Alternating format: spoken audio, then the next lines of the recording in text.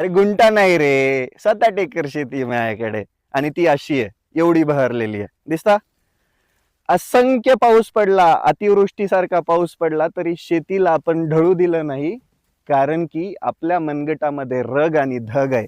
मुळातच शेतकऱ्याने स्वावलंबी बनलं पाहिजे, त्यांना मार्गदर्शन योग्य झालं पाहिजे, शेतकरी मोठा झाला पाहिजे, 100% शेतकऱ्याने कमवलं पाहिजे, या मतावर चालणारा मी आहे. नाही रे गुंटाभर, गुंटाभर तेवढंच होतं, कारण रोटरायचं राहिलंच तेवढं होतं. त्या मकामध्ये झालं होतं गवात लई, ते बी पावसामुळं. मग ते रोटरावं लागेल की नाही. मग गुंटाभर असलं तरी शेतकऱ्याला ते लय अमूल्य आहे. कारण की शेतकऱ्याने कुठून ते कमवलेलं नसतं, वडिलोपार्जित शेती आलेली असते, 7-8 एकरच असते. त्यामधला प्रत्येक गुंटा महत्वाचा असतो. आणि त्या गुंट्यावरतीच शेतकरी गुंटा गुंटा करून आपलं आयुष्य उदरनिर्वाह करत असतो.